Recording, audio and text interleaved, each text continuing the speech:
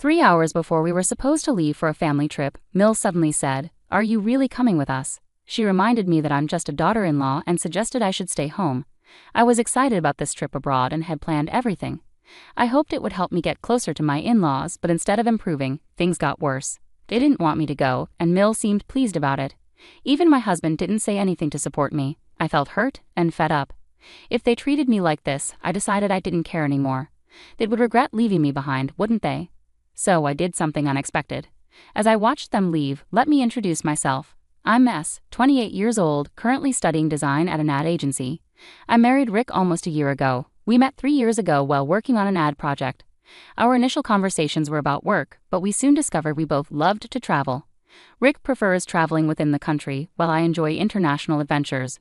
We bonded over our dream trips and shared photos of places we wanted to visit.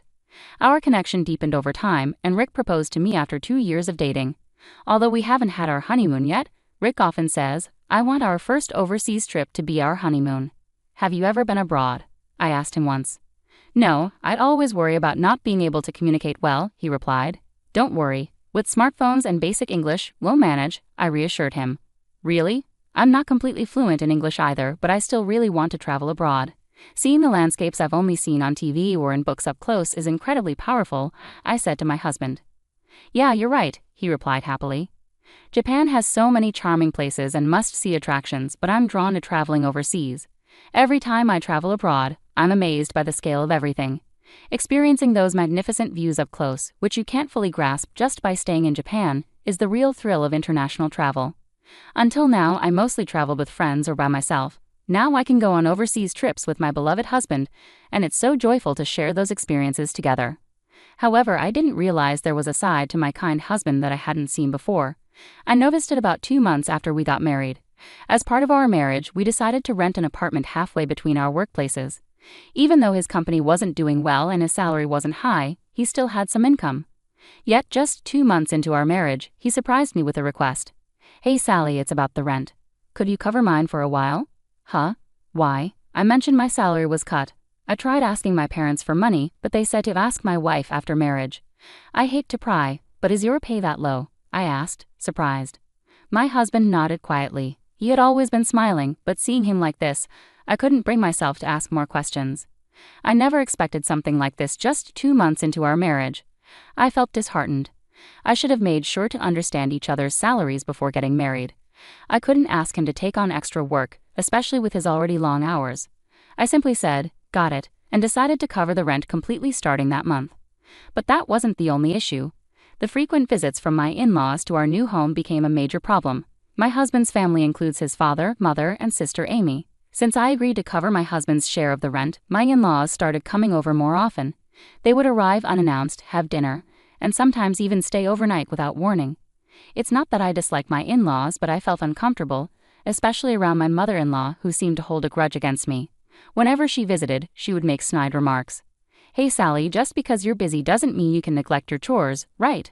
"Huh? I'm doing the best I can with the chores," I replied.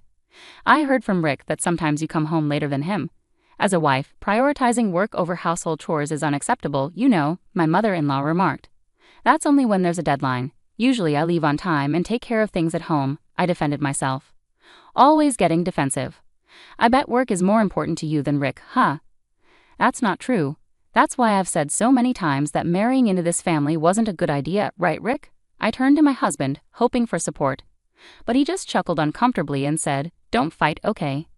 It frustrated me most that my mother-in-law seemed to annoy me, but I was also angry at my husband for not standing up for me. Even when my father-in-law and sister-in-law made snide remarks, he just smiled and watched. He always went with the flow, which hurt me more than dealing with their comments. One day, when I came home from work, I found my husband looking at a Hawaii travel guidebook. "What's that for?" I asked, curious about the sudden interest in travel. As I asked, he lit up with excitement and eagerly began to speak. "Hey Sally, how about going on a trip to Hawaii together? You've been there before, right?" "Hawaii? I've been there like 3 times. "Yeah, I've been there, and my family also wants to go." "So your mom is coming too?" "Yeah, since we're already planning to go as a family, it'll be a family trip." To be honest, I felt nothing but anxiety about my husband's proposal. I really wanted to go on a trip abroad just with my husband, but with my in-laws involved, there were too many complications.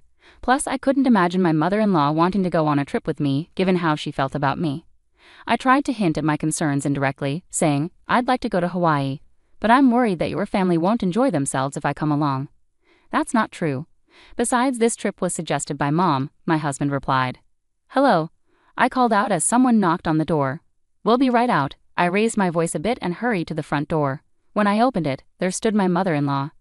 Hello, Sally. Are you going out today? She asked. Huh? We're actually heading out on a trip right now. I'm really excited for Hawaii. It's been a while, I replied. What are you talking about? We're the ones going on the trip, she said, looking confused. Huh? I was momentarily taken aback by her statement. Just then, my husband rushed over from inside the house, saying, sorry, and apologized for being late. Seeing him, my mother-in-law smiled broadly and said, Rick, you're so late. I've been waiting outside. Sorry, Mom. My hair wasn't cooperating, he explained. You could have fixed that later. Come on, let's go already. Dad and Amy are waiting. Go on, hurry, she urged. Mom, that bag looks heavy. Let me carry it for you, my husband offered. Thank you. You're always so kind, Rick, she praised him. My husband blushed happily at her words. I felt a bit uneasy for a moment, but since it was the beginning of the trip, I didn't want to start off feeling irritated. Following them, I grabbed my carry-on and began putting on my shoes. Then my mother-in-law looked puzzled and slowly said, Wait a minute, Sally. What are you doing? What do you mean? I'm putting on my shoes too. We're going on a trip together, I replied, confused. Enjoy your trip then, she said coldly. Huh? What are you saying?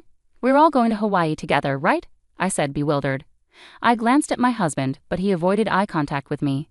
Seeing his reaction, my mother-in-law chuckled mockingly and said, Seriously, you weren't actually planning to come along, were you? Huh? Come on, cut it out. Why would I not be coming on a family trip? But this is supposed to be a family trip, you know. Huh? You're just a daughter-in-law, so obviously you're staying home and holding down the fort. 3 hours before we were supposed to leave, just as I was about to walk out the door, my mother-in-law's unexpected remark hit me like a ton of bricks. It sent a wave of anguish through my chest, making me feel dizzy and unsteady. Rick, what does she mean?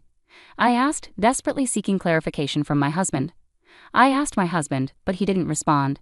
Instead, he headed towards the car with my MIL, leaving me feeling like I might collapse any moment. In that instant, my feelings towards my husband and my in-laws cooled rapidly. What did I expect? Maybe it was foolish to hope my MIL would ever support me, but I never imagined Rick would betray me like this. It became clear he had no intention of standing by me from the start. It all felt so absurd. I decided I didn't care anymore. That's what I thought. I did love my husband, that much was true. But I realized I was in love with an idealized version of him, not the real person. A spineless puppet who couldn't stand up to his family, a pawn dancing to his mother's tune. What had I ever seen in him? If only I had seen this sooner, things might have turned out differently. But dwelling on regrets now won't change anything. I resolved to take action. Their trip was planned for a week starting today. With that knowledge, I packed my belongings into cardboard boxes and called my father to bring a car for me. As I waited for my father, my phone rang. It was my MIL calling. I knew why she was calling, but I ignored it deliberately. She must have been furious. She had been calling me incessantly lately. But I stood firm in my decision. I wasn't going to answer that call. Then my husband called. He probably had a lot to say. I took a deep breath and answered. Hello. Sally, you picked up. It's you? My husband sounded flustered, his voice trembling slightly. I could imagine how panicked he must be, and I couldn't help but laugh. What's wrong? Your mom kept calling me nonstop too. It's a disaster. We arrived in Hawaii fine, but I don't know where to go from here. I really want to check into the accommodation, but I don't know where it is or how to get there. What should I do? Huh? You're asking me now? You left without knowing anything, and now you're asking me. Isn't this your responsibility? But you made the reservation, right? I thought someone in the family would have the travel plans. And no one knew anything. Typical of my spontaneous in-laws, I chuckled bitterly, and he raised his voice. Just tell me the travel schedule already. No apologies, just irresponsible words from my husband. I knew it, but this guy is just his mother's son through and through, I muttered to myself, frustrated. I demanded to know the travel schedule from him firmly. Are you kidding me? I'm feeling seriously uncomfortable because of you guys, so why do you think only you should have fun? He protested. There's no way I'm telling you. Figure it out yourselves and manage on the spot, I retorted sharply. Do what? That's too heartless, isn't it? I'll buy souvenirs, so, he tried to reason. Souvenirs? I don't need them. Don't make a fool of me. I trusted you and put up with your family, but I've had enough. How could you? I couldn't hold back my disappointment. This incident made me realize that he's just as disappointing as his mother.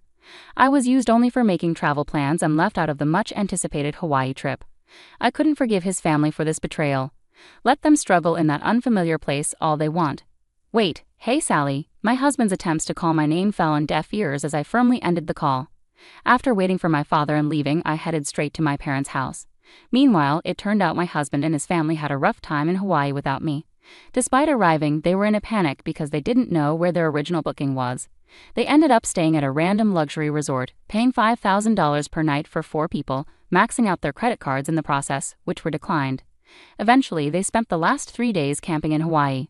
With my husband's modest salary, there was no way he could pay off the maxed-out card. Ultimately, I decided to file for a divorce, citing his financial irresponsibility. While I await my husband's agreement, I'm determined not to give up. I've already consulted a lawyer, so the divorce process is underway. This incident caused a rift in my husband's family. He blames his mother, and she blames him, leading to estrangement. As for me, I'll be staying with my parents until I find a new place. Initially worried, my parents now admire my resilience. I won't deny that I'm hurting, but dwelling on such a toxic family is pointless. This experience has taught me to better judge people in the future. That's my focus moving forward.